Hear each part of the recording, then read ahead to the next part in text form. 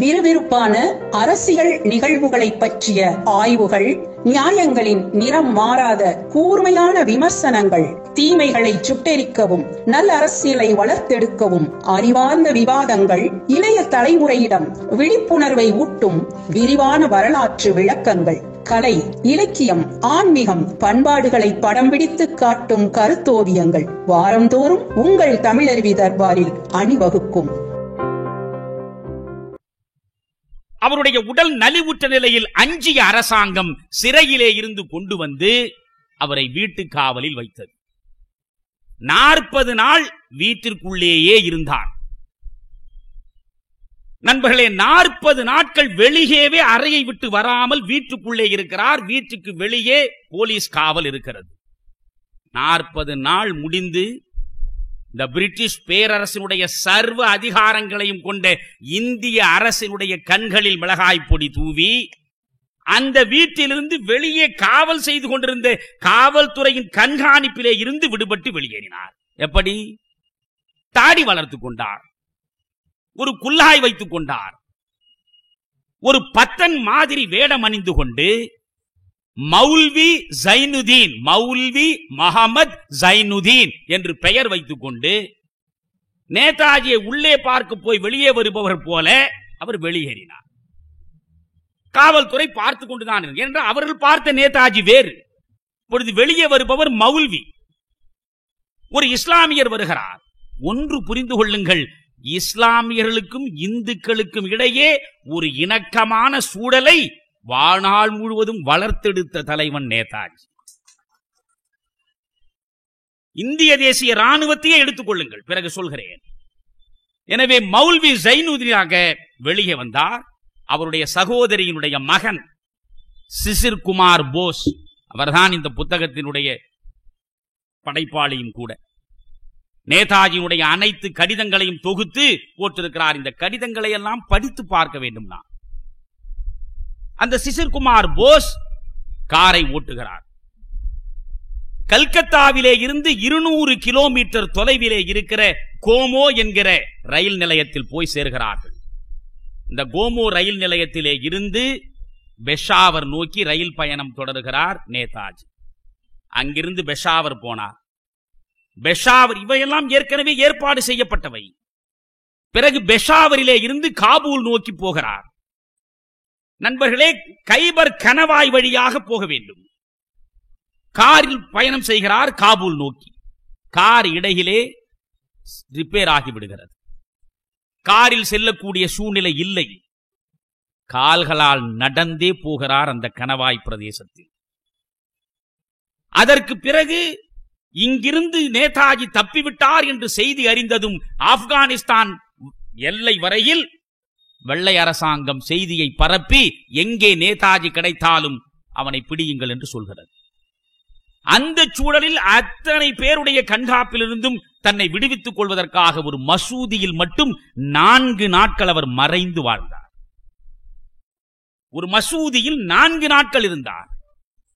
அதற்கு பிறகு வழியிலே வந்த ஒரு லாரி டிரைவரை கெஞ்சி கேட்டு அந்த லாரியில் ஏறி உட்கார்ந்து கொண்டு காபூல் நகரம் வந்து சேர்ந்தார். நண்பர்களே, காபூல் நகரத்திற்கு வந்தார். காபூல் நகரத்தில் யாரை சந்திப்பது, எப்படி போவது, ஒன்றும் புரியாத சூழ்நிலை. அந்த சூழ்நிலையிலேதான் அந்த லாரி டிரைவர் இருக்கக்கூடிய சுகாதாரமே இல்லாத மிக மோசமான ஒரு அறையில் அவர் இருந்தார். அப்படி இருந்து அதற்கு பிறகு இந்தியாவிலே இருந்து அங்கே சென்று வணிகம் செய்து கொண்டிருந்த உத்தம் சந்த் என்கிற ஒரு அற்புதமான மனிதனுடைய உதவியை பெற்று உத்தம் சந்தோடு 6 வார காலம் வெளியே தெரியாமல் வாழ்ந்தார். இங்கேதான் ஒரு மிக முக்கியமான செய்தியை உங்களுக்கு பதிவு செய்ய விரும்புகிறேன். அன்றைக்கு நடந்த 2ஆம் உலகப் போரை ஜவஹர்லால் நேரு எப்படி சித்தரிக்கிறார்? ஜனநாயகத்திற்கும் மக்களின் மனித சுதந்திரத்திற்கும் ஏகாதிபத்தியத்திற்கும் எதிராக நடக்கிற போர். பிரிட்டிஷ் பேரரசு, அந்த இங்கிலாந்தோடு சேர்ந்து நிற்கக்கூடிய நாடுகள் ஜனநாயகத்தை காப்பதற்காக போராடி கொண்டிருக்கின்றன. ஜெர்மனியும் இத்தாலியும் ஜப்பானும் பாசிச சக்திகள், அச்சி நாடுகள். இந்த பாசிச சக்திகளுக்கு துணை போக கூடாது என்று நேரு சொன்னார். இந்த நாட்டில் எல்லாரும் சொன்னார்கள். ஹிட்லருக்கு பக்கத்திலே போய் நேதாஜி நின்றார். முசாலினியோடு கைகுலுக்கினார். ஜப்பானுடைய பிரதமராக இருந்த டோஜோவோடு அவர் நேசம் செலுத்தினார். எனவே நேதாஜி அடிப்படையில் ஒரு பாசிஸ்ட், அவர் ஒரு ஜனநாயகவாதி கிடையாது. மக்களுக்கு எல்லா சுதந்திரங்களையும் கொடுத்து ஜனநாயக அமைப்பில் ஒரு அரசை நடத்துகிற நம்பிக்கை இல்லாத ஒரு சர்வாதிகார சிந்தனை உடையவர் என்றுதான் இன்று வரை மேற்கு நாடுகள் நேதாஜியை பற்றி எழுதி கொண்டிருக்கின்றன. ஆனால் உண்மை என்னவென்றால், நண்பர்களே, ரஷ்யாவினுடைய உதவியை நாடித்தான் அவர் செல்கிறார். அவர் பெர்லின் போக வேண்டும் என்று நினைக்கவில்லை. ஹிட்லருடைய உதவியை தேட வேண்டும் என்று கருதவில்லை. ரஷ்யாவினுடைய உதவி கிடைக்கும், இந்த ரஷ்யாவின் உதவியை பெற்று இந்தியாவை விடுவிக்க முடியும் என்று நினைத்துத்தான் அவர் இங்கிருந்து போனார். ஆனால் அவர் எதிர்பார்த்தது நடக்கவில்லை. அவர் போன நேரத்தில் ரஷ்யாவுக்கும் ஜெர்மனிக்கும் எதிராக ஒரு போராட்ட களம் உருவாகி கொண்டிருக்கிறது. ஜெர்மன் ரஷ்யாவை தாக்க இருக்கிறது என்கிற நிலையில் ரஷ்யாவும் இங்கிலாந்தும் இணைந்து நிற்க வேண்டிய நிலைமை வந்து சேர்ந்து விடுகிறது. இந்த மண்ணை ஆண்டு கொண்டிருக்கிற இங்கிலாந்துக்கு எதிராக ராணுவம் அமைக்க வேண்டும் என்ற திட்டத்தோடு செல்லுகிற நேதாஜி அந்த இங்கிலாந்தோடு இணைந்து நிற்கிற ரஷ்யாவோடு எங்கே போய் நிற்க முடியும்? அன்றைக்கு இருக்கிற எல்லா நாடுகளையும் அவர் இணைந்து பார்க்கிறார். இங்கிலாந்து விடுமானால் இரண்டாம் உலகப் போரில் இந்தியா என்கிற காலனி நாடு இங்கிலாந்திடமிருந்து விடுதலை பெறும். இந்தியாவில் இங்கிலாந்து மட்டும் காலனி ஆதிக்கம் செலுத்தவில்லை. இங்கே பிரெஞ்சுக்காரனுக்கு ஆதிக்கம் இருந்தது, இங்கே டச்சுக்காரனுக்கு ஆதிக்கம் இருந்தது. எனவே போர்த்துகீசியரும் டச்சுக்காரர்களும் பிரெஞ்சுக்காரர்களும் அத்துணை பேரும் இங்கே காலனிகளை வைத்துக் கொண்டிருந்ததனால் இங்கிலாந்தை எதிர்த்து ஒரு மனிதனும் ஒரு நாடும் நேதாஜிக்கு உதவுவதாக இல்லை. அந்த சூழலில் நேதாஜிக்கு வேறு வழி தெரியவில்லை. ஏன்? ஜெர்மனியினுடைய ஆதரவை பெற்றார் நேதாஜி, அதனால் அவர் பாசிஸ்ட் என்று சொல்கிறார்களே. வரலாற்றை சரியாக படித்து பாருங்கள் நண்பர்களே. அயர்லாந்தை விடுவிப்பதற்காக மாபெரும் புரட்சியாளனாக சின்ஃபீன் இயக்கத்தை நடத்தினானே டிவலேரா, அவன் அமெரிக்காவின் உதவியைத்தான் பெற முயன்றான். அது தவறா? கொஞ்சம் கொஞ்சமாக நீங்கள் யோசிக்க வேண்டும். சீனாவிலே சன்யாட் சிங், இந்த சன்யாட்சன் என்ன செய்தான்? அரச வம்சத்தினுடைய ஆதிக்கத்திலே இருந்து சீனாவை விடுவிக்க வேண்டும் என்று கருதுகிற சன்யாட்சன் ஜப்பானோடு தான் கைகுலுக்கினான், ஜப்பானுடைய ஆதரவை பெற முனைந்தான். அது தவறா? இத்தாலியை விடுவிக்க வேண்டும் ஆஸ்திரிய ஆதிக்கத்திலே இருந்து முனைந்து போராடிய கரிபால்டியும் மாஜினியும் ஆஸ்திரியாவுக்கு எவையெல்லாம் எதிரி நாடுகளோ அத்தனை நாடுகளின் ஆதரவையும் கேட்டார்கள். அது தவறா? யோசித்து பார்க்க வேண்டும். எனவே எல்லாவற்றையும் யோசித்து பார்த்து தான் வேறு வழி இல்லாமல் ஹிட்லருடைய துணையை நாட வேண்டிய நிலைமை நேதாஜிக்கு வந்தது. அந்த உத்தம் சந்த் சொல்கிறான் நண்பர்களே, நேதாஜி செத்து முடிந்த பிறகு 1946ஆம் ஆண்டு இந்தியன் எக்ஸ்பிரஸில் அந்த உத்தம் சந்த் ஒரு கட்டுரை எழுதியிருக்கிறான். இவற்றையெல்லாம் தேடி படித்தால் தான் தெளிவு கிடைக்கும். உத்தம் சந்த் சொல்கிறான், 6 வார காலம் என்னோடு இருந்தார் அவர். இத்தாலி எம்பசியிலே இருந்து அவர் இங்கிருந்து செல்வதற்கான விசா அது கிடைப்பதற்கு, பாஸ்போர்ட்டை தயாரிப்பதற்கு 6 வார காலமானது. ஒர்லாண்டோ மொசாட்டோ என்ற ஒரு பெயரிலேதான் அவர் இங்கிருந்து நேரடியாக புறப்பட்டு போய் பெர்லின் போய் சேர்ந்தார். இந்த 6 வார காலத்தில் உத்தம் சந்த் சொல்கிறான், ஒரே ஒரு நாள் கூட ஹிட்லருக்கு ஆதரவாய், முசோலினிக்கு ஆதரவாய், பாசிஸ்டுகளுக்கு துணையாய் ஒரு வார்த்தை பேசியது கிடையாது நேதாஜி. பாசிஸ்டுகளை கடுமையாக விமர்சனம் செய்தார்.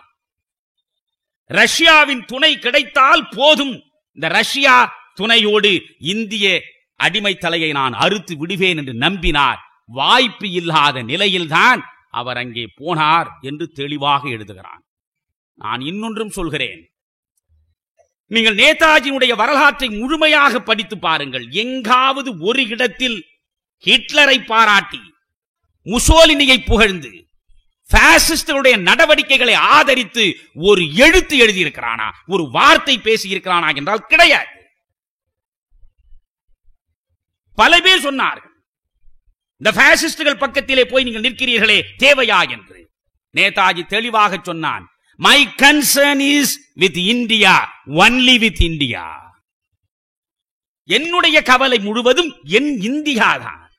என் இந்தியாவுக்கு எப்படி விடுதலை வாங்கி கொடுப்பது, எதை பயன்படுத்தினால் என்னுடைய மண்ணின் அடிமை தலையை நான் அறுக்க முடியும், அதை சிந்திக்கிறேன். அதற்கு மேல் எதையும் நான் காண தயாராக இல்லை. ஏனென்றால் அன்றைக்கு இங்கிலாந்தினுடைய ஆதிக்கத்திற்கு எதிராக நின்றது ஜெர்மனி தான், இத்தாலி தான், ஜப்பான் தான். எனவே அவற்றை தவிர வேறு எதையும் நாடக்கூடிய நிலை இல்லை. அதனால் நாடினேன். ஆனால் இந்திய விடுதலை தான் என் நோக்கமே தவிர அவர்களுக்கு ஆதரவாக இருப்பது என் நோக்கமில்லை என்று சொன்னான்.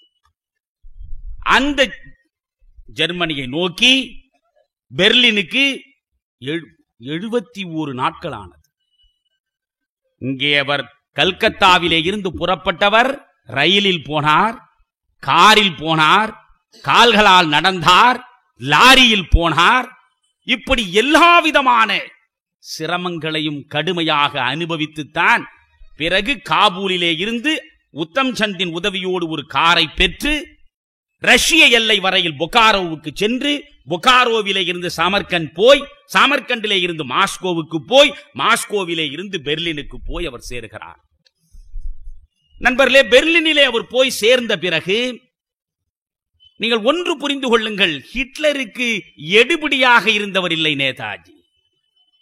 ஹிட்லருக்கு சமமாக தோளோடு தோள் நின்று, நீ ஜெர்மனிய அரசாங்கத்தின் தலைவன் என்றால் நான் இந்திய அரசை உருவாக்கப் போகிறேனே, அந்த அரசுக்கு தலைவனாக வர வேண்டியவன், வரப்போகின்றவன் என்ற சிந்தனையோடு தான் சமமாக பழகினார். ஜெர்மனியிடம் கடன் கேட்டார்.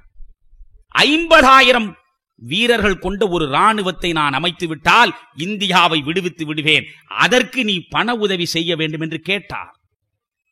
ஆப்பிரிக்க நாடுகளில் சிறைபிடிக்கப்பட்ட இந்திய ராணுவத்தில் இருந்த மனிதர்களை எனக்கு கொடு என்று கேட்டார்.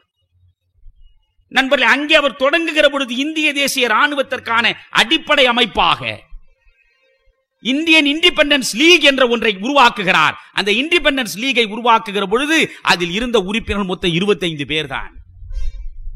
25 பேரை வைத்துக் கொண்டு அதை உருவாக்குகிறார்.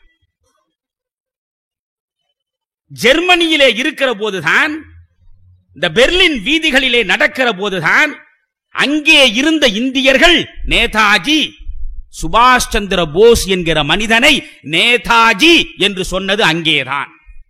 நேதாஜி என்றால் தலைவன் என்று பொருள். நேதாஜி என்ற பெயர் அங்குதான் அவருக்கு கிடைத்தது. ஒரு இந்தியன் இன்னொரு இந்தியனை எதிரே சந்திக்கிற பொழுது ஜெய் ஹிந்த் என்று சொன்ன கோஷம், முழக்கம், மந்திரம் அங்கேதான் முதலில் முழங்கியது. நண்பர்களே, அங்கே இருந்து பார்க்கிறார். அந்த ஜெர்மனிய அரசாங்கத்தின் உதவியோடுதான் ஒரு வானொலியை அவர் உருவாக்குகிறார். அந்த சுதந்திர இந்தியாவின் வானொலியில் நேதாஜி முழங்குகிறார். இங்கே 1941ஆம் ஆண்டு ஜனவரி மாதம் 17ஆம் தேதி புறப்பட்டவர் என்ன ஆனார், ஒரு ஆண்டு முழுவதும் உலகத்துக்கே தெரியாது. நேதாஜி இருக்கிறாரா இல்லையா, எங்கே போனார், உலகத்தில் சூரியனே மறையாத சாம்ராஜ்யத்தை நடத்தி கொண்டிருந்த பிரிட்டிஷ் பேரரசுக்கே தெரியவில்லை ஓராண்டு. திடீரென்று ஒரு நாள் இந்திய தேசிய ராணுவத்திற்காகவே உருவாக்கிய, ஜெர்மானிய உதவியோடு உருவாக்கிய வானொலியில் திடீரென்று நேதாஜியின் குரல் கேட்கிறது. அதை உங்களுக்கு அப்படியே நான் சொல்ல விரும்புகிறேன் நண்பர்களே. செங்கோட்டையில் தேசிய கொடிக்கு வணக்கம் செலுத்தும் காலம் வரும். அதான் நான் முதலிலே சொன்னேன், ரோபஸ்ட் ஆப்டிமிசம், நலிவில்லாத நம்பிக்கையை உள்ளுக்குள்ளே வளர்த்தெடுக்க வேண்டும், ஆண்மை தழுவிய நம்பிக்கையை. அதுதான் ரோபஸ்ட் ஆப்டிமிசம், பௌருஷம் ததும்புகிற நம்பிக்கையை. இந்த நம்பிக்கையோடு முழங்குகிறார் ரேடியோவில் நேதாஜி. செங்கோட்டையில் தேசிய கொடிக்கு வணக்கம் செலுத்தும் காலம் வரும். ஆனால் சுதந்திரத்திற்குரிய விலையை நீங்கள் கொடுத்தாக வேண்டும். சும்மா வராது சுதந்திரம். சுதந்திரத்திற்கு ஒரு விலை கொடுக்க வேண்டும். பிச்சை கேட்பதன் மூலம் சுதந்திரம் ஒரு காலம் கிடைக்காது. மொத்த காங்கிரஸ் இயக்கத்திற்கும் கொடுக்கிற சூடு அது. நீ கொடு கொடு என்று யாசகம் கேட்டால் கிடைக்காது. பிச்சை கேட்பவனுக்கு சுதந்திரம் ஒருபோதும் வந்து சேராது. நேதாஜி சொல்கிறார், அதை பலாத்காரமாகத்தான் பெற்றாக வேண்டும். சுதந்திரத்திற்கு ஒரு விலை உண்டு. ரத்தம் தான் அதன் விலை. அதுதான் நீங்கள் புரிந்து கொள்ள வேண்டும். The price of liberation is sacrifice. தியாகம்தான் விடுதலைக்கான விலை. தியாகம் இல்லாமல் விடுதலையை பெற்றுவிட முடியாது. The price of liberation is suffering and sacrifice. எல்லா விதமான துயரங்களையும் ஏற்க வேண்டும். எல்லா விதமான தியாகங்களுக்கும் தயாராக வேண்டும். எனவே ரத்தம் தான் அதற்கு விலை. சுதந்திரத்தை நாம் யாசிக்க மாட்டோம். உரிய விலை கொடுத்தே அதை பெறுவோம். 1942 ஜூன் மாதம் அங்கே இருந்து முழங்குகிறார். அப்போதுதான் நேதாஜி என்ற ஒரு மனிதன் இன்னும் உயிரோடு இருக்கிறான் என்பதே உலகத்திற்கு தெரிகிறது. அதற்கு பிறகு நண்பர்களே சிந்திக்கிறார். அங்கே ஹிட்லருடைய ஆதரவில் ஜெர்மனியிலே உட்கார்ந்து கொண்டு 2 ஆண்டு காலம் அங்கே இருந்தார். இங்கே இருந்து கொண்டு ஒன்றும் சாதிக்க முடியாது என்கிற தெளிவு பிறக்கிறது. அவருடைய பார்வை தென்கிழக்கு ஆசிய நாடுகளின் பக்கம் போகிறது. 20 லட்சம் பேருக்கு மேல் இந்தியர்கள் வாழக்கூடிய பகுதி மலேயா, சிங்கப்பூர் பகுதிகளை யோசிக்கிறார். எனவே எங்கே இந்தியர்கள் அதிகமாக இருக்கிறார்களோ வெளிநாடுகளில் அங்கே போய்தான் நாம் இந்த ராணுவத்தை கட்டியாக வேண்டும் என்று கணக்கு போடுகிறார். அப்படி அவர் கணக்கு போடுகிற நிலையில் இந்த மலேயா, சிங்கப்பூர் பகுதிகளில் இந்திய தேசிய ராணுவத்தை ஏற்கனவே உருவாக்குகிற சூழல் வந்து விடுகிறது. சிங்கப்பூர் வெள்ளை ஏகாதிபத்தியத்தின் பிடியிலே இருந்து விடுபட்டு ஜப்பான் கையிலே வந்து விழுந்த நேரம் அது. ஜப்பானுடைய ராணுவத்தினுடைய தலைவராக இருந்தவன் ஃபியூஜிவாரா. இந்த ஃபியூஜிவாரா என்ன செய்கிறான்? பிரிட்டிஷ் ராணுவத்திலே இருந்து சிறைப்படுத்தி இருக்கிறானே இந்திய ராணுவ வீரர்கள், அவர்களை எல்லாம் ஒன்றாக சேர்த்து அவர்களை ஒரு ராணுவமாக மாற்ற வேண்டும் என்று கருதுகிறான். அப்படி கருதி நண்பர்களே அதற்கு மோகன் சிங் என்பவனை அழைத்து நீ தலைமை ஏற்று இதை நடத்து என்கிறான். இப்பொழுது ஒரு இந்திய தேசிய ராணுவம் உருவாவதற்கான அடிப்படை அமைகிறது. இதற்கு முன்பே இது குறித்து சிந்தித்த மனிதன்தான் ராஸ்பிஹாரி பாசு. ராஸ்பிஹாரி பாசு என்பவர் யார் என்றால், கல்கத்தாவிலே இருந்து இந்தியாவின் தலைநகரத்தை டெல்லிக்கு மாற்றி முதலில் யானை மீது அம்பாரி வைத்து ராஜ ஊர்வலம் வந்தான் வைஸ்ராய் ஹார்டிஞ்ச். அப்படி வைஸ்ராய் ஹார்டிஞ்ச் யானையின் மீது அம்பாரி வைத்து ஊர்வலம் வருகிற பொழுது அவன் மீது வெடிகுண்டு வீசியவன் தான் ராஸ்பிஹாரி பாஸ். ஆனால் ஹார்டிஞ்ச் தப்பித்து விட்டான். அன்று அங்கிருந்து தப்பி ஜப்பானுக்கு போன ராஸ்பிஹாரி பாஸ் ஜப்பானில் கடைசி வரை இருந்தான். ஜப்பானிய பெண்ணை மணந்து கொண்டான். அங்கே இருந்த இந்தியர்களை அவன்தான் இணைக்கிறான். அவன்தான் இந்திய தேசிய ராணுவத்துடைய அடித்தளத்தை அமைக்கிறான். அந்த ராஸ்பிஹாரி பாசு நேதாஜிக்கு அழைப்பு விடுக்கிறான். நீ வா, இங்கே உனக்கென்று ஒரு ராணுவம் உருவாக்கப்படுகிறது, இந்த ராணுவத்திற்கு நீ தலைமை ஏற்றாக வேண்டும், வா என்கிறான். நண்பர்களே, அதை ஏற்றுக்கொண்டு நேதாஜி அங்கே இருந்து புறப்படுகிறார். கீல் என்கிற துறைமுகத்திலே இருந்து புறப்படுகிறார். ஒன்று புரிந்து கொள்ளுங்கள், நீங்கள் 71 நாட்கள் கல்கத்தாவிலே இருந்து பெர்லின் நோக்கி செல்லுவதற்கு அவர் ஏற்ற பயணத்தின் நாட்கள், அத்தனை சோதனைகளையும் சந்தித்த நாட்கள். இப்பொழுது உலகப் போர் நடந்து கொண்டிருக்கிறது. ஜெர்மனியிலே இருந்து ஜப்பானுக்கு அல்லது சிங்கப்பூருக்கு தரைமார்க்கமாக போவது ஆபத்தானது. பிறகு யோசிக்கிற ஜெர்மன் அரசாங்கம், ஹிட்லருடைய அரசாங்கம் நீர்மூழ்கி கப்பல் மூலமாக இவரை அனுப்பி வைப்பது என்று முடிவெடுத்து கீழ் துறைமுகத்திலே இருந்து அனுப்புகிறது.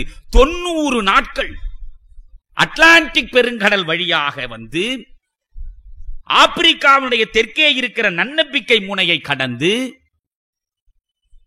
அதற்கு பிறகு இந்திய பெருங்கடலுக்குள்ளே நுழைந்து சுமத்ரா தீவுக்கு பக்கத்திலே இருக்கிற சின்னஞ்சிறு தீவு பகுதியிலே வந்து சேர்ந்து அங்கிருந்து பிறகு ஜப்பானுக்கு போய் சேருகிறார். 90 நாட்கள் வீர சாகசம் நிறைந்த நாள். எவனாலும் முடியுமா? உயிருக்கு மரியாதை கொடுக்கிற மனிதன் எவனாவது நினைந்து பார்க்க முடியுமா? மேலே இருந்து குண்டுகள் கடலிலே விழுகிற காலம், எங்கே எது நடக்கும் என்று தெரியாத சூழல், எந்த இடத்திலும் கடல் நடுவே கைது செய்யப்படலாம், உயிர் பறி போகலாம். அந்த நிலையிலும் ஒரு மிகப்பெரிய வீரசாகச நிகழ்த்தி 90 நாட்கள் பயணம் செய்து ஜப்பானை வந்து சேர்ந்தார். ஜப்பானில் ஒரு மாபெரும் வரவேற்பு அவருக்கு வழங்கப்படுகிறது. அதற்கு பிறகு அவரை கொண்டு வந்து சிங்கப்பூரில் வைக்கிறார்கள். சிங்கப்பூருக்கு வந்து சேர்கிறார்.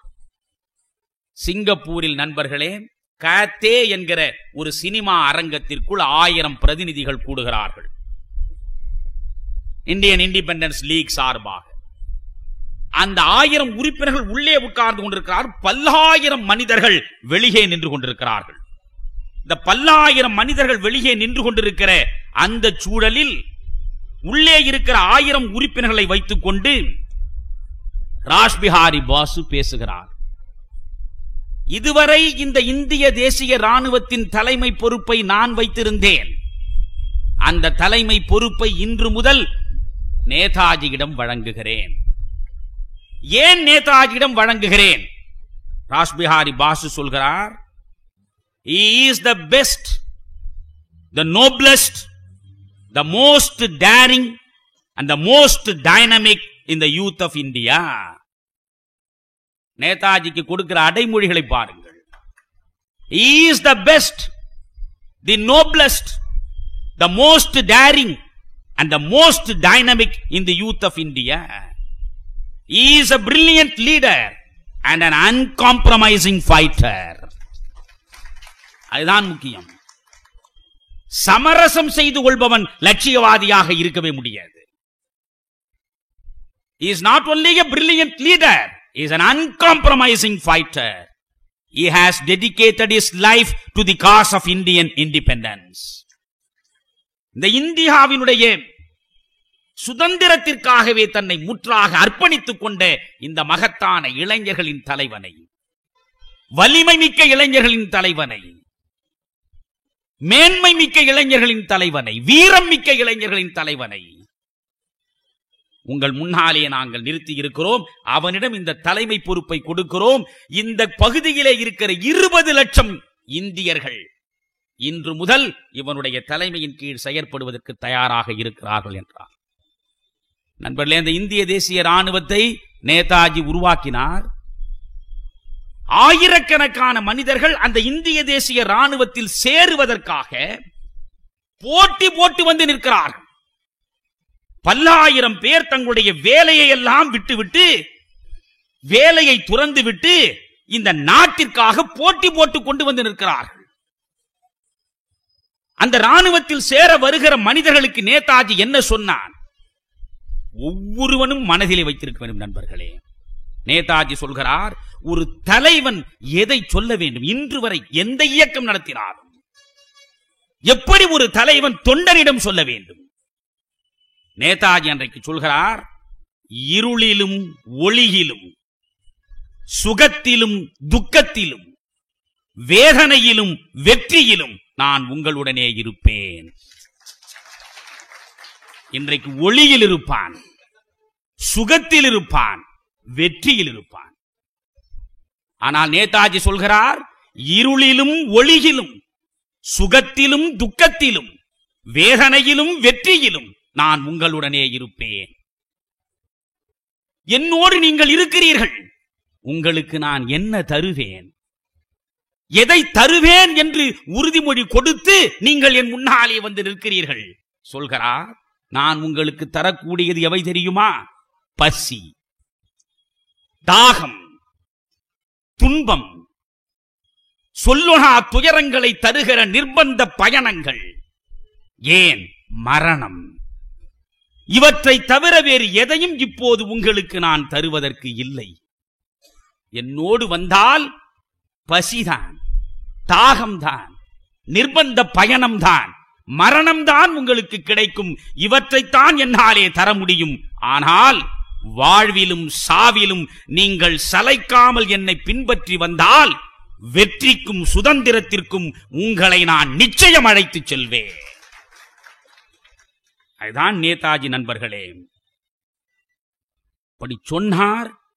பல்லாயிரக்கணக்கான மனிதர்கள் நேதாஜியின் பின்னாலே வந்து நின்றார்கள். இந்திய தேசிய ராணுவம் உருவாக்கப்பட்டது. இந்திய தேசிய ராணுவம் உருவாக்கப்பட்ட பிறகு சுதந்திர அரசாங்கத்தை அமைக்கிறார் அவர். டோஜோ, அன்றைக்கு ஜப்பானுடைய பிரதமர் டோஜோவை பார்ப்பதே பெரிது. அந்த டோஜோவோடு சமமாக போய் பேசுகிறார். ஜப்பான் என்ன நினைக்கிறது தெரியுமா? இந்திய தேசிய ராணுவத்தை ஜப்பானுடைய படையின் ஒரு அணியாக வைத்துக் கொள்ள வேண்டும் என்றுதான் ஜப்பான் அரசு நினைத்தது. அதைத்தான் டோஜோ நினைத்தார், அதைத்தான் ஃபியூஜிவாரா நினைத்தான். ஆனால் நேதாஜி முதலிலே தெளிவுபடுத்தி விடுகிறார். உங்களுக்கு அடிமைப்பட்ட ஒரு அமைப்பாக இந்திய தேசிய ராணுவம் இருக்காது. என்னுடைய இந்திய தேசிய ராணுவம் சுதந்திரமாய் சுயேட்சையாய் இருக்கும். இந்தியாவினுடைய இறையாண்மையை பெறுவதற்காக நடக்கிற போராட்டம். எனவே உங்களுடைய இறையாண்மைக்கு உட்பட்டு நாங்கள் இருக்க மாட்டோம். நாங்கள் சுதந்திர அரசை அமைக்க நீ உதவி செய்ய வேண்டும். அந்த சுதந்திர இந்தியாவை பெறுவதற்கு நாங்கள் நடத்துகிற போராட்டத்தில் உன்னுடைய படையும் என்னுடைய படையும் தோளோடு தோள் நிற்க வேண்டும். ஆனால் ஒன்று, இந்திய எல்லையில் நுழைகிற பொழுது அந்த மண்ணில் விழுகிற முதல் துளி ரத்தம் இந்திய தேசிய ராணுவத்தின் ரத்தமாகத்தான் இருக்க வேண்டும். ஜப்பான் படை எங்களுக்காக சென்று எங்களுக்காக போரிட்டு இந்த பிரிட்டிஷ் ராணுவத்தை துரத்தி ஜப்பான் கொடுத்து நாங்கள் பெறுவதற்காக இந்திய தேசிய ராணுவத்தை அமைக்கவில்லை. எல்லையில் செல்லுகிற பொழுது நாங்கள் போராடுவோம். முதல் துளி ரத்தத்தை நாங்கள் சிந்துவோம். நாங்கள் வெற்றி பெறுவோம் என்றார். நண்பர்களே, இந்த சுதந்திர அரசாங்கத்தை அவர் அமைக்கிறார். சுதந்திர அரசாங்கத்தை அமைக்கிற நாளில் அந்த சுதந்திர அரசாங்கத்தின் கொள்கைகளை பிரகடனம் செய்வதற்காக அதற்கு முன்னாள் நள்ளிரவிலிருந்து காலை 6 மணி வரை அவர் சுதந்திர இந்திய அரசாங்கத்தின் திட்டங்களை, கொள்கைகளை, லட்சியங்களை வடிவம் கொடுப்பதற்காக உட்காருகிறார். அதை பதிவு செய்திருப்பதை படிக்கிற பொழுதே நான் சிலிர்த்து போனேன். ஒரு அடித்தல் திருத்தல் இல்லாமல் நள்ளிரவு 12 மணி தொடங்கி காலை 6 மணி வரை அவர் எழுதி கொண்டே இருக்கிறார். எழுதி எழுதி அவர் கொடுக்க கொடுக்க தட்டச்சிலே அது பதிவாகிறது. இடையிடையே பால் இல்லாத கருப்பு காப்பியை மட்டும் அவர் குடித்துக் கொண்டே காலை 6 மணிக்கு எழுதி முடித்தார். இந்திய அரசாங்கம் உருவாக்கப்படுகிறது. அந்த இந்திய அரசின் கொள்கைகளாக அவர் திட்டங்களை வைக்கிறார். அவர் சொல்கிறார், நன்றாக கவனிக்க வேண்டும், நான் வழங்க இருக்கிற அரசு ஒரு பாசிஸ்ட் அரசை தருவார் என்று பல பேர் சொன்னார்களே. நேதாஜி தெளிவாக சொல்கிறார், நான் தருகிற அரசில் சுதந்திரம் இருக்கும், சம உரிமை இருக்கும், சம வாய்ப்பு இருக்கும். சம உரிமை இன்றைக்கும் நமக்கு கிடையாது. சம வாய்ப்பு இன்றைக்கும் நமக்கு கிடையாது. அவர் சொல்கிறார், சுதந்திரம் இருக்கும், சம உரிமை இருக்கும், சம வாய்ப்பு இருக்கும், மகிழ்ச்சியும் வளமும் உள்ள இந்தியா பிறக்கும். வெறும் வளமுள்ள இந்தியா அல்ல, மகிழ்ச்சி ததும்புகிற வளம் உள்ள இந்தியா பிறக்கும். எல்லா குழந்தைகளுக்கும் ஒரே மாதிரியான அணுகுமுறைதான் பின்பற்றப்படும். எல்லா குழந்தைகளுக்கும் சொல்லிவிட்டு கடைசியாக சொல்கிறார், வெள்ளையனால் திட்டமிட்டு உருவாக்கப்பட்ட அத்தனை வேற்றுமைகளையும் களைந்து ஒரே இந்தியாவாய், ஒரே இந்திய மக்களாய் உருவாக்குவதுதான் என் இந்திய அரசாங்கத்தின் எதிர்கால லட்சியமாக இருக்கும் என்று சொன்னார். அந்த இந்திய தேசிய ராணுவத்தின் நண்பர்களை ஒன்று புரிந்து கொள்ளுங்கள். காந்திய சாதனை ஒன்று, நேதாஜி சாதனை ஒன்று. காந்தி நடத்திய போராட்டம், நீ வா இந்த இந்திய தேசிய காங்கிரஸில் இணைந்து வெள்ளையனுக்கு எதிராக நீ போராடினால் உனக்கு இன்னின்ன வெகுமதிகள் கிடைக்கும் என்று சொல்லி அழைக்கவில்லை. காந்திய இயக்கத்தில் ஈடுபட்டாலும் சிறைவாசம்தான், அடக்குமுறைதான், துன்பங்களின் தொடர்கதைதான்.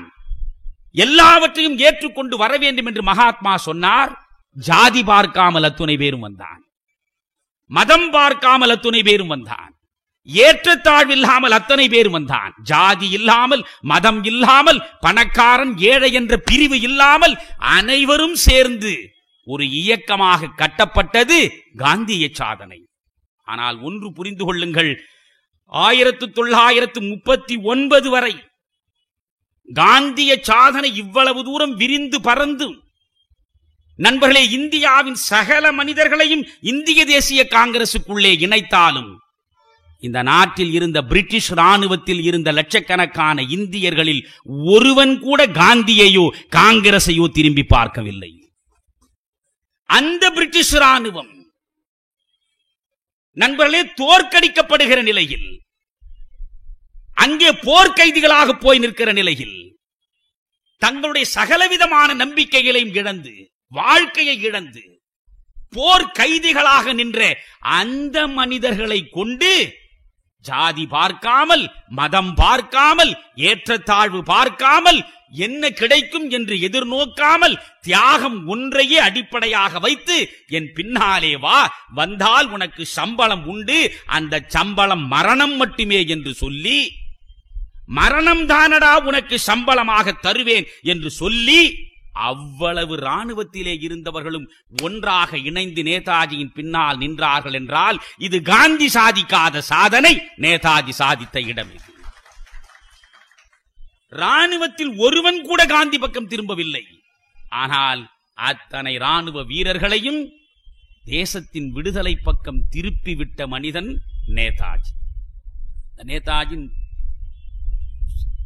சுதந்திர அரசாங்கத்தை உருவாக்கினார். உருவாக்கின அடுத்த நாளே அமைச்சரவையை கூட்டி அவர் பிரகடனம் செய்தார். பிரிட்டிஷ் அரசுக்கு எதிராகவும் அமெரிக்க அரசுக்கு எதிராகவும் இந்த இந்திய தேசிய ராணுவம் போர்க்களத்தில் சந்திக்கும் என்று. ஆனால் அங்கே கூட சில கருத்து வேற்றுமை இருந்தது. பிரிட்டிஷ் அரசுக்கு எதிராக மட்டும் நீங்கள் போர் பிரகடனம் செய்யுங்கள் போதும், தேவையில்லாமல் அமெரிக்காவுக்கு எதிராகவும் சேர்ந்து நாம் போரிடுவோம் என்று ஏன் சொல்ல வேண்டும்? பிஸ்மார்க் தான் அழகாக சொன்னான், one should not fight on two fronts. ஒரே நேரத்தில் 2 எல்லைகளில் ஒருவன் போராடக்கூடாது. அப்படி போராடியதனாலே தான் ஹிட்லர் விழுந்தான். எனவே ஒரே நேரத்தில் 2 எல்லைகளை நோக்கி போராடக்கூடாது, ஒரே நேரத்தில் 2 எதிரிகளை சம்பாதித்துக் கொள்ளக்கூடாது என்று பிஸ்மார்க் சொன்னான். ஆனால் நேதாஜி பிரிட்டிஷ் ஏகாதிபத்தியத்தின் தோழனாய், துணைவனாய், நண்பனாய், அதே ரத்தமாய் இருந்த அமெரிக்காவுக்கும் எதிராக போர் பிரகடனம் செய்தார். அதற்கு பிறகு இந்திய தேசிய ராணுவம் நுழைந்தது. அந்த முழு வரலாற்றையும் சொல்வதென்றால் அது வீர சரித்திரம் அல்லவா, அதை நாட்கணக்கில் சொல்ல வேண்டும். நண்பர்களே, டெல்லி சலோ என்ற முழக்கத்தோடு இந்திய தேசிய ராணுவம் புறப்பட்டது. 1939 ஜெர்மனி பிரான்சை பிடிக்க வேண்டும் என்று கருதுகிற பொழுது பாரிஸுக்கு போ என்ற முழக்கத்தோடு புறப்பட்டது. ஜப்பான் பிரிட்டிஷ் ஏகாதிபத்தியத்தின் பிடியிலே இருந்து சிங்கப்பூரை எடுப்பது என்று முடிவெடுக்கிற பொழுது சிங்கப்பூர் நோக்கி போ என்று முழக்கத்தோடு புறப்பட்டது. அதுபோல்தான் டெல்லி சலோ என்ற முழக்கத்தோடு புறப்பட்டார்.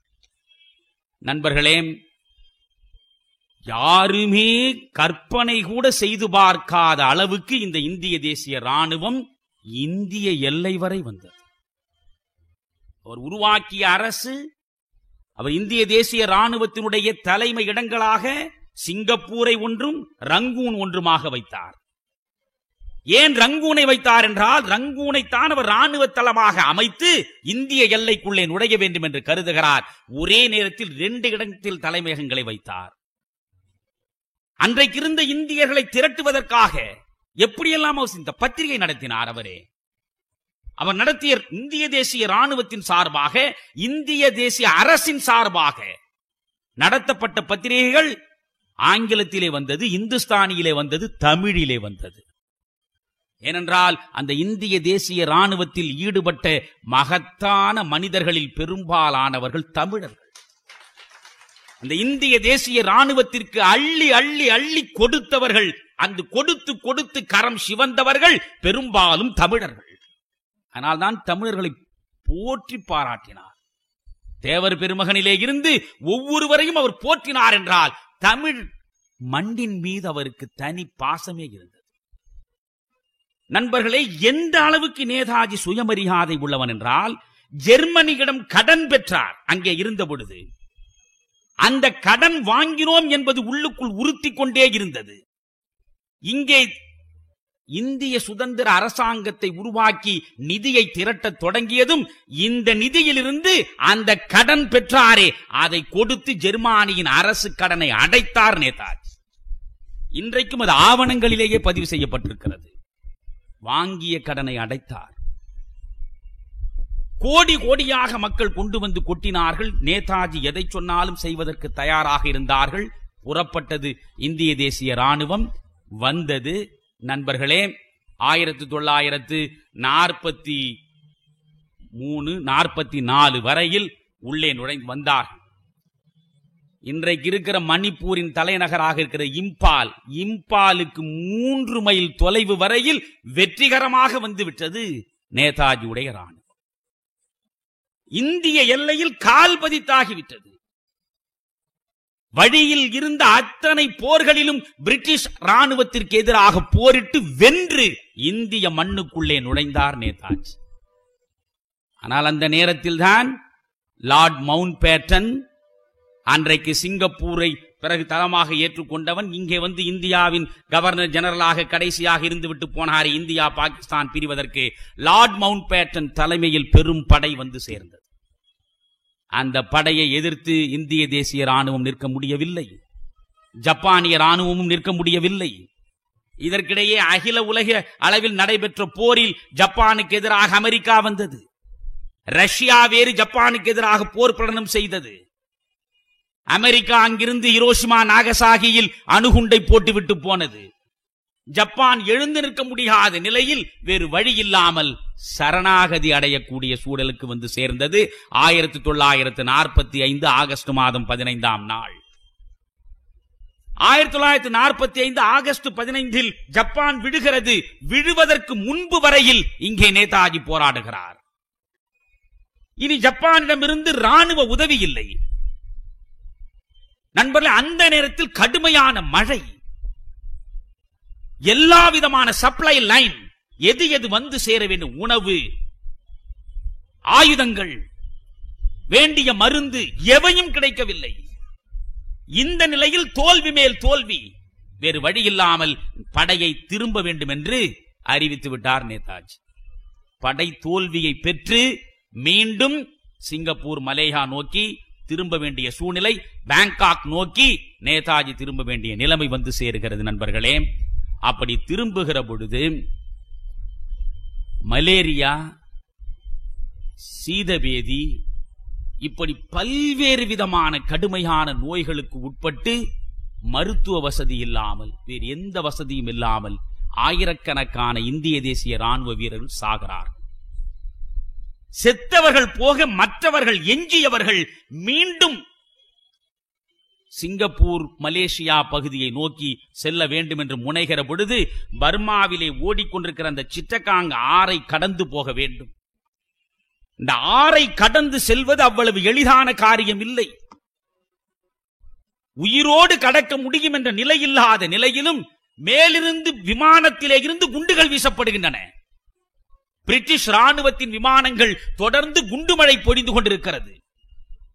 தரையில் இவர்களை துரத்தி கொண்டிருக்கிறது பிரிட்டிஷ் ராணுவம். இந்த நிலையில் திரும்பி ஓடுபவர்கள் இந்த சிட்டகாங் ஆறை கடக்கிற பொழுது நேதாஜி கடைசி ராணுவ வீரனும் அந்த ஆற்றை கடந்து சென்ற பின்னால் தான் நேதாஜி என்கிற மாவீரன் அந்த ஆற்றை கடக்க முயன்றான். அதுவரையில் தலைவன் தான் முன்னால் போகிறேன் என்று சொல்லவில்லை. அவர் எல்லாரும் சென்ற பிறகு அந்த ஆற்றை கடந்து பேங்காக் வந்து சேருகிறார். இதற்கிடையே ஜப்பான் சரணடைந்து விடுகிறது. என்ன செய்வது என்று புரியாத நிலையில் இந்திய தேசிய ராணுவத்தின் தலைமை கூடுகிறது. இந்திய அரசாங்கத்தை உருவாக்கியவர் நேதாஜி. அது மட்டுமல்ல, ஒன்று புரிந்து கொள்ளுங்கள், அந்தமான் நிக்கோபார் தீவுகள் இருக்கின்றனவே, இந்த 2 தீவுகளும் ஜப்பான் கையிலே இருந்தன. ஜப்பானிடமிருந்த அந்த 2 தீவுகளையும் எனக்கு நீ கொடுத்தாக வேண்டும் என்று டோஜோவிடம் கேட்டவர் நேதாஜி. இந்த 2 தீவுகளையும் நீ கொடுப்பதன் மூலம் இந்திய தேசிய அரசை நீ அங்கீகரிக்கிறாய் என்று பொருள். நாளைக்கு நாங்கள் இந்தியாவுக்குள்ளே நுழைந்து பிரிட்டிஷ் அரசாங்கத்தை வெளியேற்றி நாங்கள் ஆட்சி அமைக்கிற பொழுது நீ அதில் தலையிட மாட்டாய் என்ற நம்பிக்கையை நாங்கள் பெற வேண்டும் என்றால் எங்களுக்கு சொந்தமான மண்ணாகிய அந்தமானையும் நிக்கோபார் தீவுகளையும் எனக்கு தர வேண்டும் என்கிறார். டோஜோ கொடுத்தான். ஒன்று புரிந்து கொள்ளுங்கள், வெள்ளையன் போகாத அந்த இந்தியாவை வெள்ளையன் ஆண்டு கொண்டிருக்கிற பொழுதே நண்பர்களே, இந்த இடத்திற்குள் அந்தமான் நிக்கோபார் தீவு கைமாறுகிறது. நேதாஜியின் அரசுக்கு சொந்தமாக வந்து சேருகிறது. நேதாஜி அந்தமான் நிக்கோபார் தீவுகளுக்கு வருகிறார். இந்திய தேசிய கொடியை ஏற்றுகிறார். காங்கிரஸ் மூவண்ண கொடியைத்தான் இந்திய அரசாங்கத்தின் கொடியாக அவர் ஏற்றுக்கொண்டார். ரவீந்திரநாத் தாகூருடைய ஜனகணமன பாடலைத்தான் அவரே அன்றைக்கு இசையமைக்க செய்து தேசிய கீதமாக கொண்டு வந்தார். ஜெய்ஹிந்த் என்பதைத்தான் தேசிய கோஷமாக்கினார். இந்துஸ்தானி மொழியைத்தான் தேசிய மொழியாக அறிவித்தார்.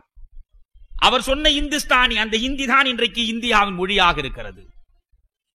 அவர் சொன்ன ஜனகண பாடல் தான் இன்றைக்கு இந்தியாவின் தேசிய கீதமாக இருக்கிறது. எனவே அவ்வளவும் செய்தார். அடிமை இந்தியாவாக இருக்கிற பொழுதே அந்தமானிலே போய் நின்று கொண்டு சுதந்திர இந்திய அரசாங்கத்தை நிறுவினார். இந்தியாவின் அரசு கொடியை ஏற்றினார்.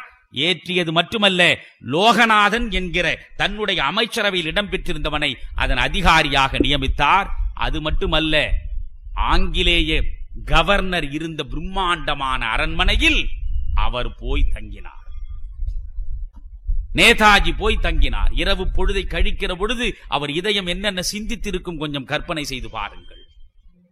இன்றைக்கு அந்தமானில் இந்த நாட்டினுடைய சுதந்திர கொடி பறந்து கொண்டிருக்கிறது. சுதந்திர இந்தியாவின் ஒரு பகுதியாக இருக்கிறது. விரைவில் இந்தியாவும் இந்த நிலையை பெறும் என்றுதான் நினைத்தார். காலம் அதற்கு துணையாக நிற்கவில்லை. அதற்கு பின்னால் தோல்வியை தழுவிய நிலையில் சரணாகதி அடைந்து விடுவதென்று அனைவரும் முடிவெடுத்தார்கள். ஐஎன்ஏ முழுவதும் சரணாகதி அடைந்து விடுவது என்று முடிவெடுத்தார். எல்லா ஆவணங்களையும் போட்டு கொளுத்திவிட்டு ஒட்டுமொத்தமாக அத்துணை பேரும் பிரிட்டிஷ் ராணுவத்திடம் சரணடைந்து விடுவது. அப்பொழுதுதான் கூடியிருந்த அனைவரும் சேர்ந்து கண்ணீர் மல்கச் சொன்னார்கள், நாங்கள் அனைவரும் சரணடைகிறோம், ஆனால் நீங்கள் எப்படியாவது தப்பித்துச் செல்லுங்கள்.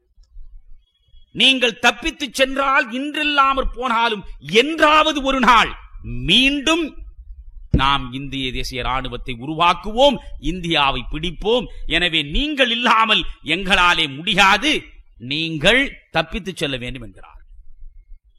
கடைசி அறிக்கை அவர் சாவதற்கு முன்னால் நண்பர்களே, இந்த நாட்டு மக்களுக்கு அவர் வழங்கிய கடைசி அறிக்கையை உங்களுக்கு நான் சொல்கிறேன். இதைவிட நேதாஜி என்கிற ஒரு மகத்தான மனிதனை சிந்தித்து பார்க்க, அவனுடைய பெருமைகளை நினைவு கூற, அவனுடைய நாட்டுப்பற்றை நினைந்து சிலிர்க்க வேறொன்றுமே இருக்கு. கடைசி மரணத்தை தழுவதற்கு முன்னால் இந்த இந்திய மனிதர்களுக்கு வழங்கிய இறுதி அறிக்கையை சொல்கிறேன். சகோதர சகோதரியரே, இந்திய வரலாற்றில் ஓர் அற்புத அத்தியாயம் முடிவிற்கு வந்துவிட்டது.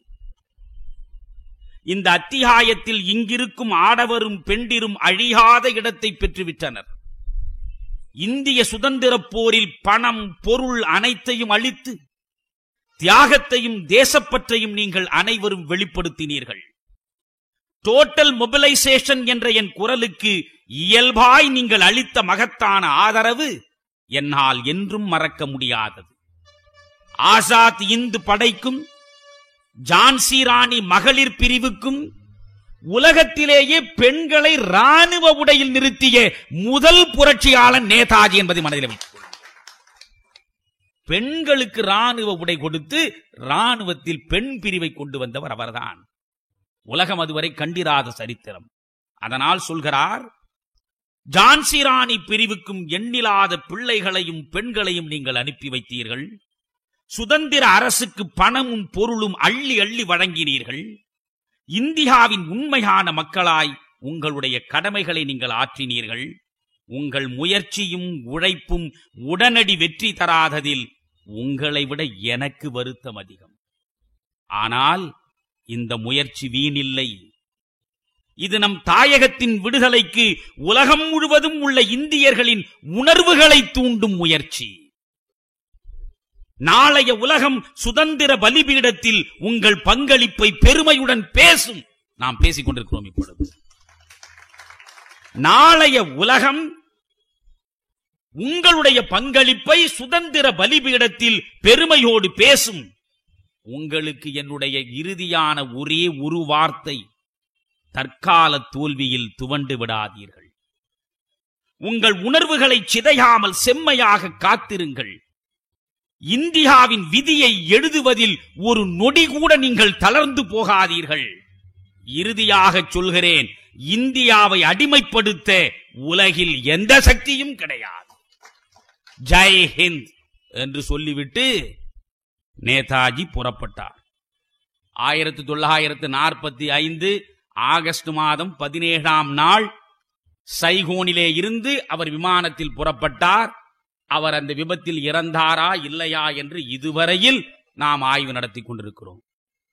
ஆனால் நண்பர்களே, அவர் அந்த விபத்தில் இறந்தார் என்றுதான் நான் தெளிவாகவே அவர் இறக்கவில்லை, இருந்தார் என்று நினைப்பதற்கு அன்புதான் ஆதாரமாக இருக்க முடியுமே தவிர வேறு எதுவும் ஆதாரமாக இருப்பதற்கு வாய்ப்பில்லை. அந்த மரணம் பற்றி முழுமையாக நாம் சிந்தித்து பார்க்க வேண்டும். 1945 ஆகஸ்ட் மாதம் 17ஆம் தேதி மஞ்சூரியாவுக்கு அவர் புறப்பட நினைக்கிறார். ஏன் தெரியுமா?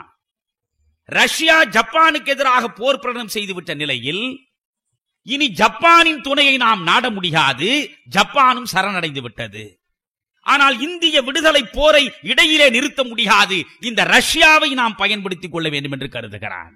மஞ்சூரியாவை ரஷ்யா கைப்பற்றி இருக்கிற செய்தி கிடைத்ததும் அந்த மஞ்சூரியாவை நோக்கி செல்ல வேண்டும் என்று நினைந்து விமானத்தில் ஏறுகிறார். அவர் சைகோனிலே இருந்து மஞ்சூரியாவுக்கு அவர் புறப்படுகிறார். அப்பொழுது சைகோனிலே இருந்த இந்தியர்கள் அவர்பால் கொண்ட அன்பினால் 2 பெரிய பெட்டிகளை கொண்டு வந்து அது நிறைய பொருள்களை வைத்து அன்பளிப்பாக கொடுக்கிறார், நன்கொடையாக தருகிறார்கள். அவர் ஏறியது ஒரு சின்ன விமானம், 2 என்ஜின் உடைய பாம்பர் விமானம். அது 2 என்ஜின் பொருத்தப்பட்ட ஒரு சின்ன விமானம். அந்த விமானத்தில் அவர் ஏறி இருக்கிறார். இதில் சைகோன் இந்தியர்கள் கொடுத்த 2 கனமான பெட்டிகள் ஏற்றப்பட்டதுமே ஓவர்லோட் ஆகிவிட்டது. எனவே ஓவர்லோட் ஆகிவிட்டது, ஏற்கனவே அதிகமாக சுமை கூடிவிட்டது அந்த விமானத்தில். சைகோனிலே இருந்து புறப்பட்டு மாலை 5 மணிக்கு சைகோனிலே இருந்து புறப்படுகிறார். ஆகஸ்ட் மாதம் 18ஆம் தேதி டைப்பேயில் போய் அந்த விமானம் இறங்குகிறது. டைப்பேவிலிருந்து மஞ்சூரியாவிற்கு செல்ல வேண்டும் என்றால் நீண்ட தூரம் பறக்க வேண்டும். அதற்கு நிறைய எரிபொருள் தேவை. எனவே வேண்டிய அளவுக்கு மிக அதிகமான ஃபியூயல், இந்த விமானத்திற்கு வேண்டிய எரிபொருளை சேமிக்கிற பொழுது ஏற்கனவே இருக்கிற ஓவர்லோட், இப்பொழுது மிக அதிகமாக சேமிக்கப்பட்ட இந்த ஆயில் டேங்கர் எல்லாம் சேர்ந்து சுமை கூடியது. நண்பர்கள், இப்ப டைப்பேயிலிருந்து மஞ்சூரியா செல்வதற்காக டைப்பே விமான தளத்திலே இருந்து விமானம் எழுகிறது, அவ்வளவுதான். எழுந்தது மேலே எழுந்து பறக்க தொடங்குகிற பொழுதே வேலியிலே போய் தாக்கி தகர்ந்து விமானம் 2ஆக உடைந்தது. 13 பேர் அதிலே பயணம் செய்தார்கள். அதில் நேதாஜியோடு புறப்பட்டவர் அப்துல் ரஹ்மான் என்கிற முஸ்லீம். அவரும் புறப்படுகிறார். அவரைத்தான் அவர் அழைத்துக் கொண்டு போகிறார். அந்த விமானம் 2ஆக உடைகிற பொழுது அந்த பெட்ரோல் டேங்க் உடைகிறது. ஒரு பெட்ரோல் டேங்க் உடைந்து நேதாஜி விழுந்து கிடக்கிற இடத்தை நோக்கி வருகிறது. அந்த பெட்ரோல் நேதாஜியினுடைய சட்டையின் மீது பட்டு நேதாஜியின் உடல் எரிய தொடங்குகிறது. இதை பக்கத்திலே அப்துல் ரஹ்மான் அவனும் விழுந்து பார்க்கிறான். தன்னையும் மீறி அந்த நெருப்பை அணைப்பதற்கு, இது நான் சொல்வதல்ல, அப்துல் ரஹ்மான் கொடுத்ததை சொல்கிற பேட்டியை. அந்த புல்வெளியில் நேதாஜியினுடைய உடலை அப்படியே புரட்டி தீயை அணைக்க முயல்கிறான். ஆனால் நண்பர்களே, அதற்குள்ளாகவே கடுமையாக தலையில் காயம், மிக கொடுமையான தீக்காயங்கள். நீங்கள் ஒன்று புரிந்து கொள்ள வேண்டும், 3rd degree burn என்று சொல்வார்கள், மருத்துவர்களுக்கு தெரியும். 3rd degree burn with head injury இவ்வளவும் ஆகிவிட்டது. உடனே அவரை கொண்டு போய் ராணுவ மருத்துவமனையிலே போடுகிறார்கள். பக்கத்திலேதான் இந்த ஹபீப் அப்துல் ரஹ்மான் பக்கத்திலேதான் இருக்கிறார். நேதாஜி இறுதியில் கண் மூடுகிற பொழுது தான் பக்கத்தில் இருந்தேன் என்று அவர் சொல்கிறார். அவரோடு பயணம் செய்தவர். அப்பொழுது நேதாஜி சொன்னதாகவும் அவர் சொல்கிறார், ஹபீப், நான் விரைவில் இறந்து விடுவேன். என் இறுதி மூச்சு வரை இந்தியாவின் விடுதலைக்கு நான் போராடினேன். விரைவில் இந்தியா விடுதலை பெறும் என்று என் நாட்டு மக்களுக்கு நீங்கள் மறவாமல் சொல்லுங்கள். சுதந்திர இந்தியா நீடு வாழ்க என்று சொல்லிவிட்டுத்தான் அந்த மனிதன் உயிரை விட்டிருக்கிறான். ஹபீப் சொல்கிறார், அதற்கு பிறகு நேதாஜியின் உடலை தைலமிட்டு எப்படியாவது சிங்கப்பூருக்கு கொண்டு போய்விட வேண்டும் என்று நாங்கள் நினைத்தோம்.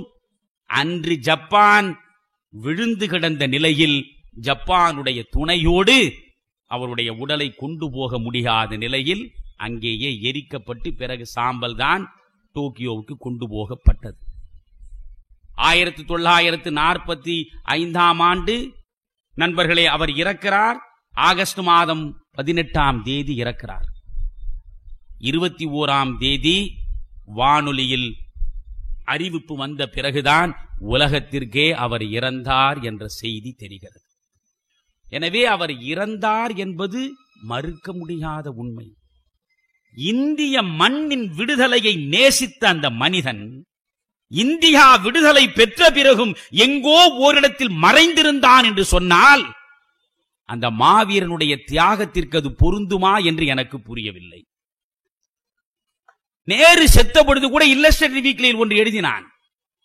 நேரு செத்து கிடக்கிற பொழுது நேதாஜியை போன்ற ஒரு வயது முதிர்ந்த மனிதர் அந்த இடத்திலே வந்து நேருவின் உடலை பார்த்து விட்டு போனார் என்பது போல் கூட எழுதினான். இப்படி பல கற்பனைகள், பல கதைகள் இருந்தன. ஆனால் அப்படி அவர் இருந்திருக்க வாய்ப்பில்லை என்றுதான் நான் கருதுகிறேன்.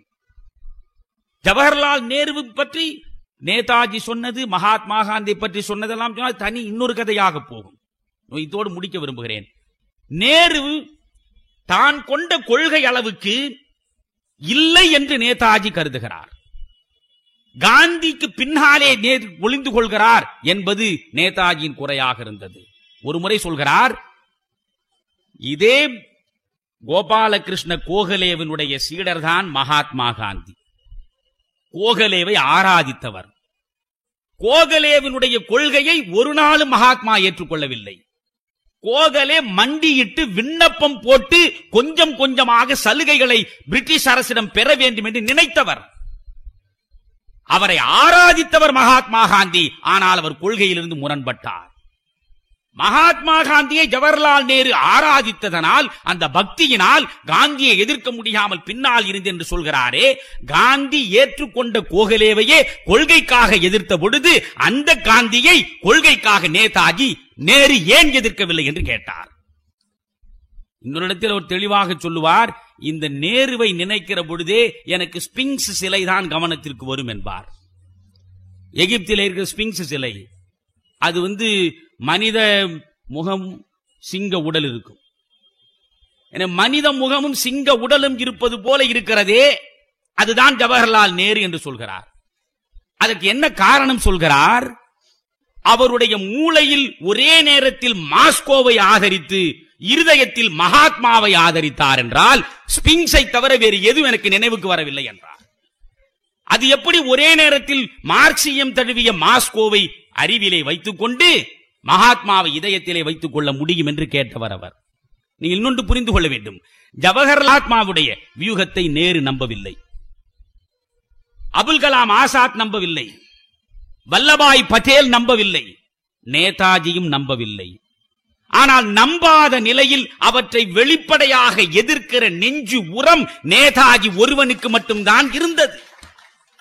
அரசியலில் வளைந்து கொடுத்து வளருகிற நிலையை நேருவும் ஆசாத்தும் படேலும் எடுத்ததனால் சுதந்திர இந்தியாவில் அவர்கள் அதிகார நாற்காலியில் அமர முடிந்தது. வளையாததனால், கொண்ட கொள்கையில் தெளிவாக நின்றதனால் மகாத்மாவையே எதிர்த்தார். இந்த மண்ணில் இருந்து இயக்கம் நடத்த முடியாத நிலை வந்தது. வேறு வழியில்லாமல் இந்த மண்ணை விட்டு போனார். இந்த மண்ணை விட்டு போனவர் எங்கோ உட்கார்ந்து இருக்கலாம், சும்மா இருப்பதே சுகம் என்று. அதை செய்யவில்லை. அங்கேயும் போய் இயக்கம் நடத்தினார். அந்த இயக்கத்தில் சீக்கியர்கள் இருந்தார்கள், இஸ்லாமியர்கள் இருந்தார்கள், இந்துக்கள் இருந்தார்கள், இவ்வளவு பேரும் இருந்தார்கள். இவ்வளவு பேரையும் வைத்துக் கொண்டுதான் நடத்தினார். அதற்கு பிறகு நேதாஜியினுடைய மரணம் வந்து சேர்ந்தது. இந்திய தேசிய ராணுவம் சரணடைந்தது பிரிட்டிஷ் அரசாங்கத்திடம். பிறகு செங்கோட்டை விசாரணை நடந்தது. இதோடு முடிக்கிறேன். இதான் ரெட் ஃபோர்ட் ட்ரையல் என்று சொல்வார். இந்த செங்கோட்டையில் விசாரணை நடைபெற்றது. 1945 ஆண்டு நவம்பர் மாதம் 5ஆம் தேதி தொடங்கி டிசம்பர் 31 வரை விசாரணை நடைபெற்றது. நண்பர்களே, விசாரணை கூண்டில் குற்றவாளிகளாக நிறுத்தப்பட்ட 3 பேரை சொன்னாலே அந்த இந்திய தேசிய ராணுவத்தினுடைய தன்மை உங்களுக்கு புரியும். கடுமையான குற்றவாளிகளாக கொண்டு வந்து நிறுத்தப்பட்டவர்கள் 3 பேர். இந்திய தேசிய ராணுவத்தின் மேஜர் ஜெனரலாக இருந்த ஷா நவாஸ் கான், லெப்டினன்ட் கர்னலாக இருந்த குர்பக்ஷ் சிங் தில்லான், இன்னொரு லெப்டினன்ட் கர்னலாக இருந்த PK ஷாகல்.